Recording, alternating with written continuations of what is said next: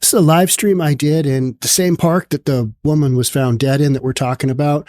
This is Andrea Suarez right here on the screen. She's from We Heart Seattle. Did a live stream with her and also with Jeremy Harris. And back then, we were talking about the Seattle homeless man who was logging and mining for gold in Dr. Jose Rizal Park. He had the backhoe. He destroyed part of it. City paid a bunch of money. He came back. He started setting up an open mining pit. Well, recently they found a body in a suitcase when they were doing cleanup. And that's our topic today, is the man who's charged with that, who refused housing and was living in here because the city said, okay, it seems reasonable.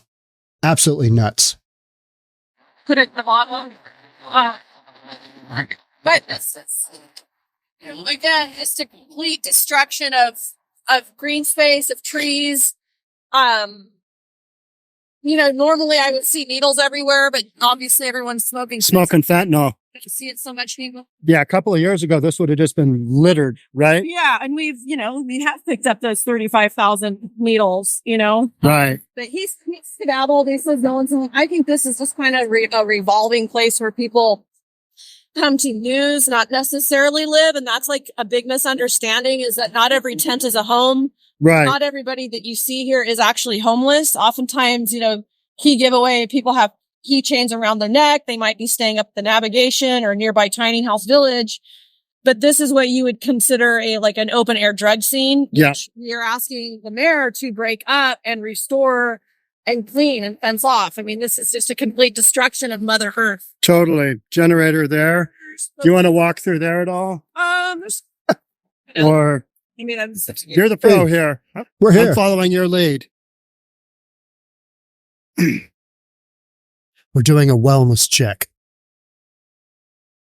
She's seeing if anybody's home. Super muddy. Smells like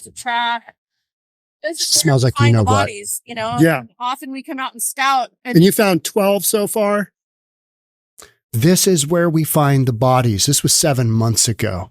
We don't know how long the woman in the suitcase has been there, but it's probably been a while because it smelled really bad, apparently. One man all the way down to the skeleton. That was the one that was the garbage from 2015. Dexter. Terrible.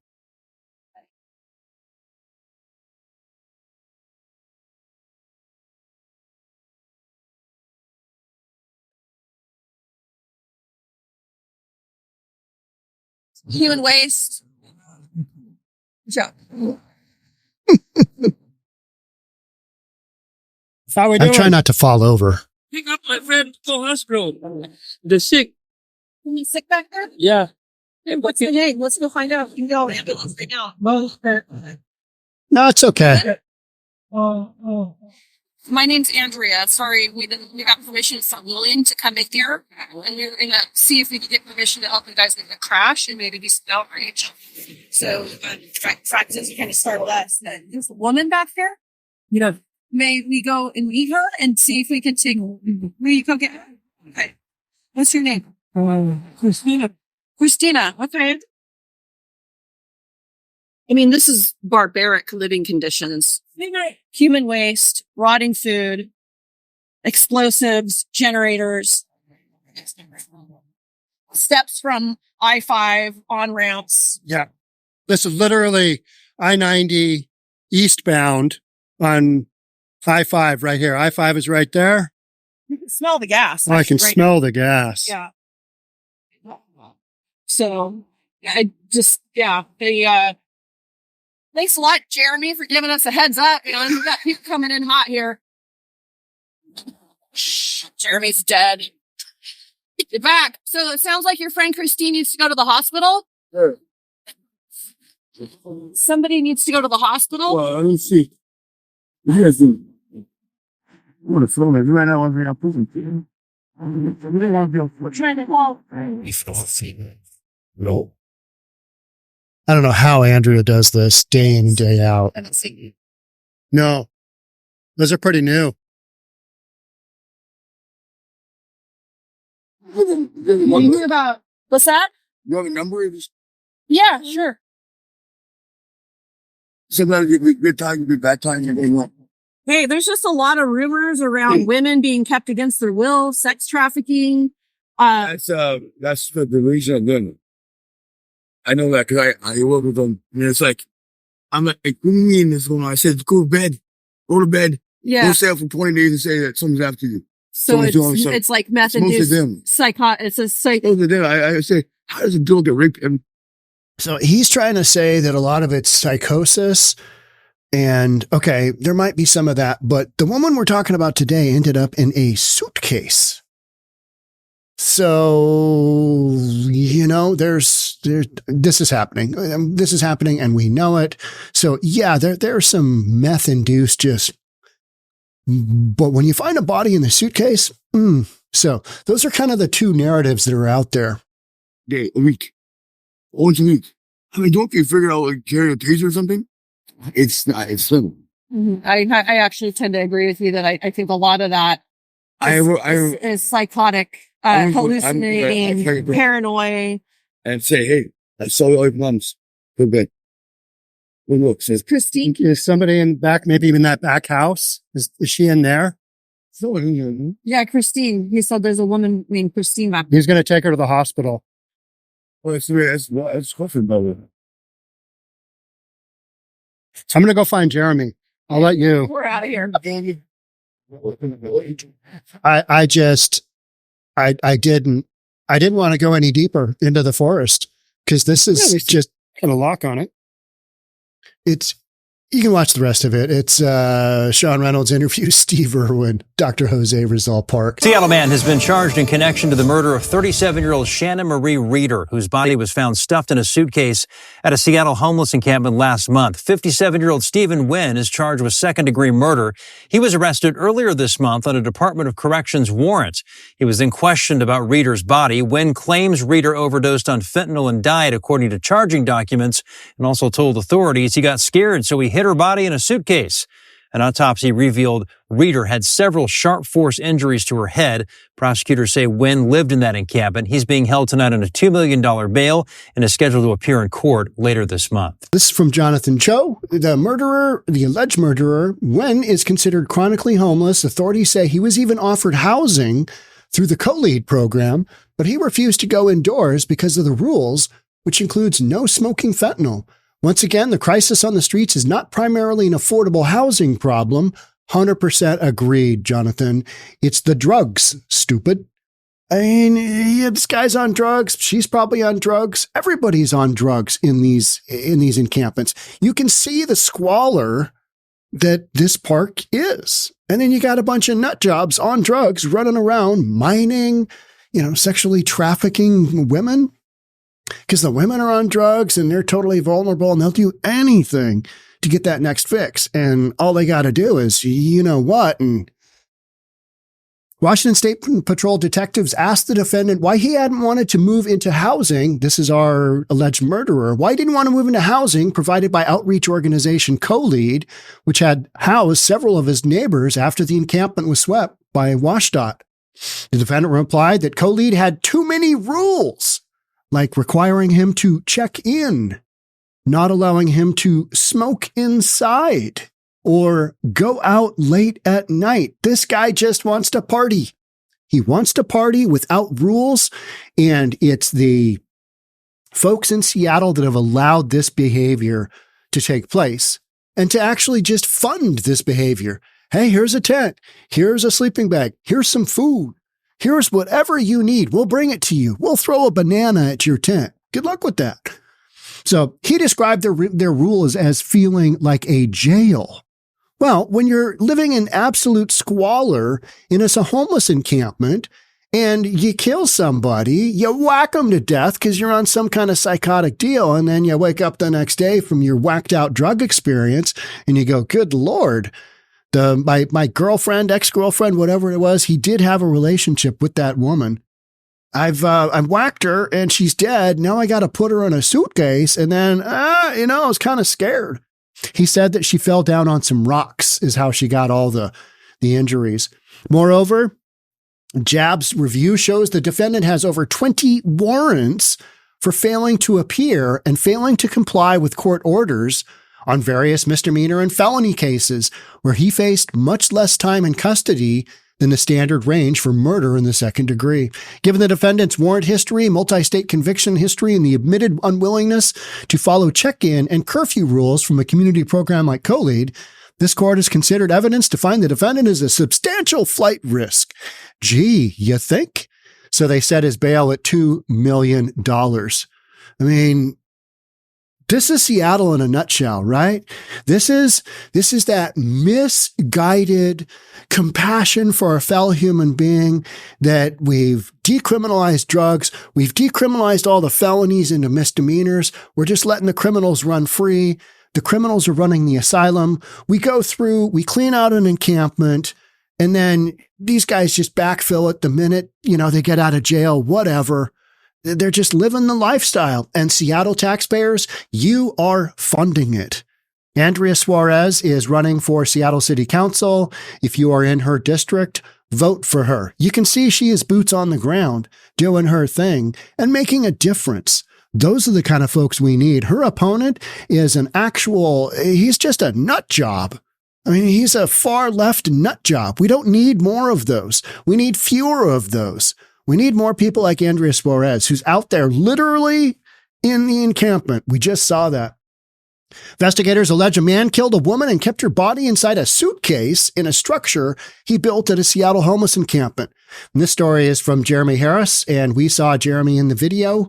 Did we? No, Jeremy is in that video earlier on. Check that out. Prosecutors charged Steven Wynn, 57, with one count of second-degree murder for killing Shannon Marie Reer, according to charging documents filed in King County Superior Court on Wednesday. Defendant appears to have murdered the victim with an axe or other sharp object, stashed her body inside a suitcase for weeks, and abandoned the victim's remains to be bulldozed by a cleaning crew. Senior Deputy Prosecuting Attorney Thomas Oban wrote in charging papers, Reeder's body was found on September 27th when social workers and teams from the Washington State Department of Transportation were removing a homeless encampment from woods near the intersection of I-5 and I-90 in Seattle. That's our location. A worker noticed a strong odor inside a structure in the encampment and investigated by removing a suitcase from underneath a bed. So, when you're in these areas, you are looking around and you are going, okay, I don't really want to go too much further. And Andrea Suarez and her crew, they have extracted 1.325 million pounds of garbage from Seattle homeless encampments and taken it to the dump. And they do it all without any money from the government. They get some grants for some of the outreach that they do, but for the most part, they are privately funded. And the government has actually even said at times, no, you can't take stuff from people's encampments. That's their belongings. And they're just taking out garbage. You could see the garbage. The garbage is just littered in these encampments, including a woman in a suitcase who'd been there for a while. Imagine if that's your mom, your grandma, your sister, your daughter. Some nut job kills her. This social worker opened the suitcase, cut through plastic packaging, and observed what appeared to be human hair. I assume the plastic packaging, in a moment of lucidity, the whacked out murderer here decided, well, you know what? I don't really know what I'm going to do with there. Digging a big hole and putting the body in there, that sounds like a lot of hard work. There's all kinds of garbage here. I'm just going to roll the dice, and I'm going to wrap her up in some plastic so it doesn't smell too bad. I don't know if you've ever smelled a human corpse, been there for a little bit. It is not good. Months, weeks, months, horrific. Washington State Patrol arrest report states. Let's watch this one. Making things so challenging for investigators are the fact that conditions where that suitcase was found, those conditions are not only messy, but quite honestly, terrible. Is the mother lode. Cell phone video obtained by Como shows endless squalor at every trash-filled turn near the spot where this victim was found. Holy cow. It would be easy to just throw one of those suitcases into one of those piles under the interstate that smells like feces and urine, and nobody really know the difference. That's Tim from From We the Heart accounts of Seattle. investigators, that appears to be what happened to 37-year-old Shannon Marie Reer, who ended up in a suitcase among all this debris. It is just a free-for-all. It's a crime ring down there. Tim Emerson works for We Heart Seattle, a group that cleans up homeless camps like this one. He says violence in these places is always a worry, especially for women. It's the people that come and visit the place, the drug dealers, the pimps. According to one study, half of all homeless women reported experiencing physical violence, while 92% of homeless mothers reported experiencing physical or sexual assault. That's basically all of them. That is all of them. And Seattle, far left politicians, Seattle, far left constituents, they feel that until people get, into a headspace where they can make their own decisions, we just got to leave them alone. That compassion is letting people do what they do. And this is the result of that wildly misguided compassion where you've got harm reduction as one of your things and housing first. You need to get these people some help. You need to get them off the drugs. You need to get them in a place where they can get some psychiatric help because they are whacked out of their minds.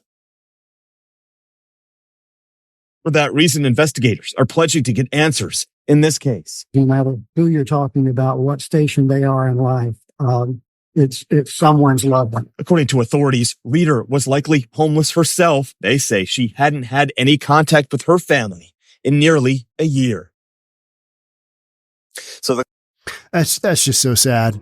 That's so sad. And it's so standard. It's so typical. You don't hear from your loved one. The guy that I was doing this news story on, Steve Irwin, he was the guy with the backhoe mining for gold in this park we're talking about. His mom in Missouri, I think it was, saw the live stream and she reached out to Jeremy Harris and said, "Hey, I saw my son on this live stream." And so Jeremy and Andrea, I think, tried to work with her. She didn't want Steve Irwin back because the guy's whacked out of his mind on drugs, and the family basically cut all ties, as you do in tough love. And you say, "No, you can't come back. We won't have anything to do with you because you are a huge liability. You're robbing from us. You're stealing from us. It's unsafe to be around you." And yet folks in Seattle are like, just let him live forever. It'll be fine. Well, this woman that ended up in the suitcase, how's she doing? Yeah, not good. King County Medical Examiner's Office took possession of the body and identified the woman as Reer. A medical examiner physician estimated Reer's body had been in the suitcase for weeks to months, adding that she had several broken bones throughout her body. Autopsy also revealed Reer had several sharp force injuries to her head, which were consistent with a blow from a sharp axe or hatchet. Investigators located mail with Wynn's name, the murderer's name on it, in the structure where Reer's body was found. Witnesses in the camp also told troopers that Wynn was known to walk around the camp with an axe or a hatchet. So the dude's got an axe, a hatchet, a bunch of his mail is there. And he admits that, but she fell down. And this guy's whacked out of his mind on fentanyl. According to Wynn, would often trade drugs for other items, the arrest report states. Witnesses had been inside Wynn's structure about a month ago to trade, and he noticed the bed had been lifted up from the ground on a podium structure. This was when witnesses started to notice a strong odor near Wynn's tent. October 3rd, Seattle police arrested Wynn for a Department of Corrections warrant, and he was questioned about Reer's body being found in his structure at the encampment. Wynn advised that he built the structure from scratch about a year ago, report states. Wynn said he had used an axe to build it. Washington State Patrol detectives asked Wynn about the strong odor come from the tent. Wynn stated that he had noticed it, but thought the odor was emitting from the makeshift toilet. "Oh yeah, they got an outhouse right over there. It's probably that." Wynn denied owning the suitcase, but admitted to knowing Reer and being in an intimate relationship with her. Some kind of boyfriend deal. Wynn eventually admitted that Reer came to his tent structure sometime in July of this year. According to Wynn, Reer overdosed on fentanyl and died when the two were smoking together. Wynn got scared and didn't notify authorities. Instead, he placed her body in a sleeping bag and wrapped it in plastic before putting her into the suitcase.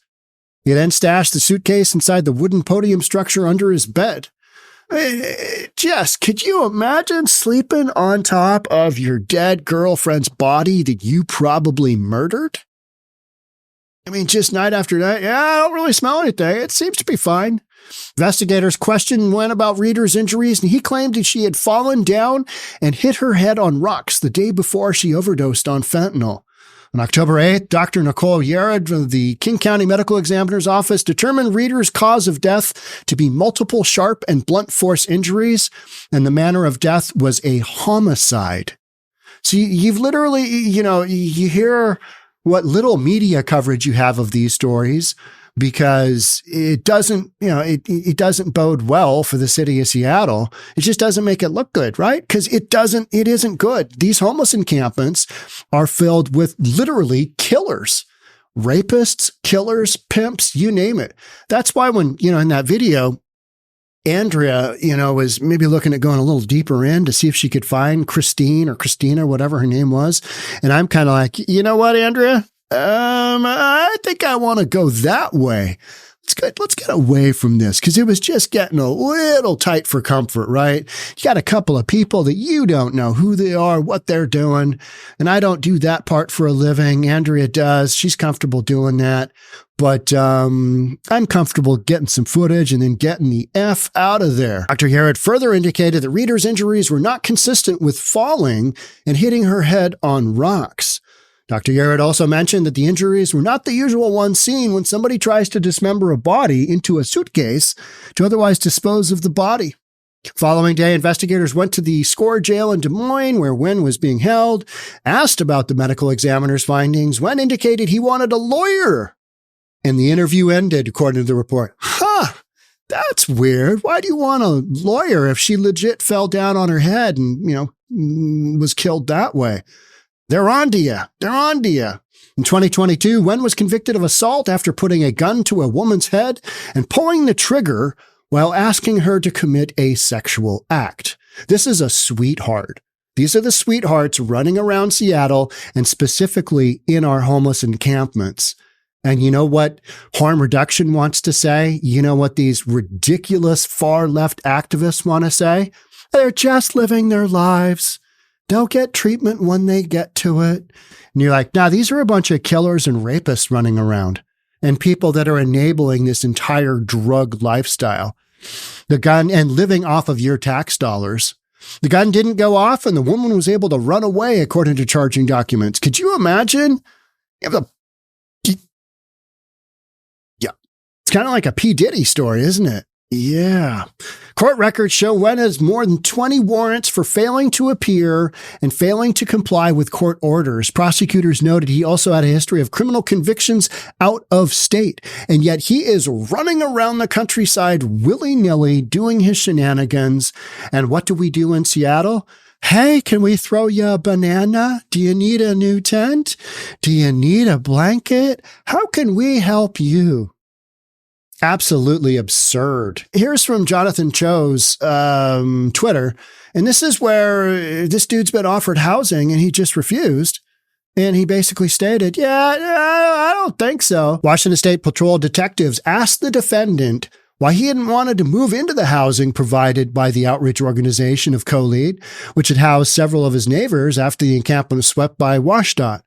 The defendant replied that Co-Lead had too many rules, like requiring him to check in, not allowing him to smoke inside, and not go out late at night. He described their rules as feeling like a jail. Moreover, a JABS review shows the defendant has more than 20 warrants for failing to appear and failing to comply with court orders on various misdemeanor and felony cases where he faced much less time in custody than the standard range for murder in the second degree. He's being held on $2 million bail. Some weak-ass Seattle judge will more than likely, you know what? You seem like a good guy. I think maybe you're just misunderstood. The body in the suitcase suitcase. I'm sure there's a logical explanation for that. Sorry to hear that, your family's been impacted by this negatively. Let's give you a bail of $20,000. And somebody puts together $2,000, and this piece of is allowed to just run the countryside again. Well, this is a murder charge. This guy, maybe they'll give him a handful of years. Who knows, right? Maybe this guy won't be able to, he's not cognizant to stand trial. Don't know. But if you're smart enough to figure out, hey, maybe I need a lawyer. Then I say, give him the full charges of the law. Throw the book at them, because you need these people off the streets. These people are a menace to society. And so much of this is because we've allowed it to happen. Oh yeah, live in an encampment, do drugs, live off the government. And we just encourage them. And then when they do come in contact with the law, a chance to take them off the streets, that some judge is just it's okay, it's all right. I mean, better luck next time. This justice reform thing is just full of crap.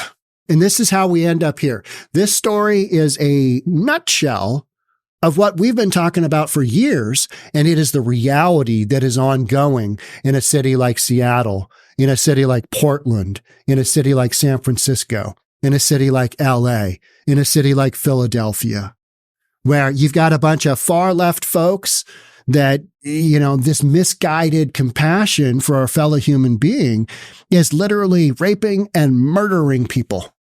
So if you're okay with that, keep voting that direction. I'm probably going to go in a little different direction, if you know what I mean. All right. That's it for me. Thanks so much for being here. I'll catch up with you in the next one. Bye for now.